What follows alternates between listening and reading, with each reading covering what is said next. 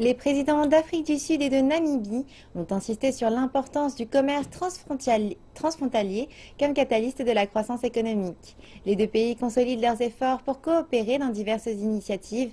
Le président Jacob Zuma accueillait son homologue namibien Hage Geingob dans la capitale d'Afrique du Sud, Pretoria.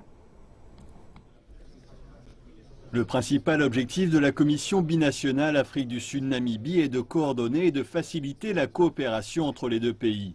Les présidents Jacob Zuma et Hage Geingob ont discuté de différentes mesures propres à renforcer le commerce et les investissements dans les secteurs comprenant les transports, la santé, l'éducation, les sciences, les technologies et l'agriculture.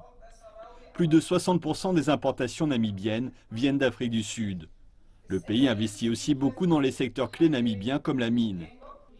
Pour sa part, le principal poste d'exportation de Namibie comprend le bétail et les minéraux.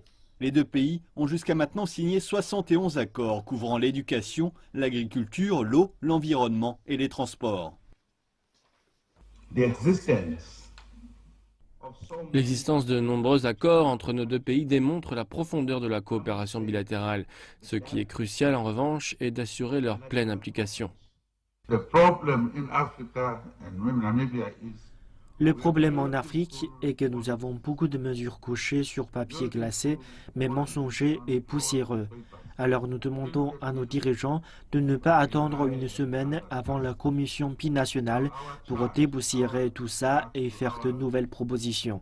Donnez-nous le temps de nous adapter.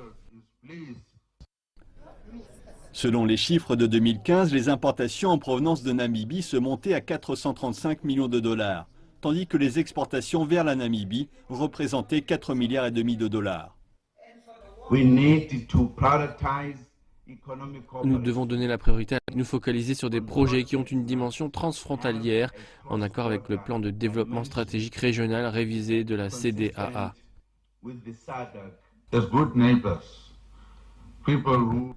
Nous sommes de bons voisins, nous venons de loin après des luttes d'indépendance difficiles et nous partageons une histoire. Nous allons faire de grandes choses maintenant. Les deux dirigeants ont aussi mis l'accent sur la nécessité de réformer pour faciliter le commerce entre les deux pays.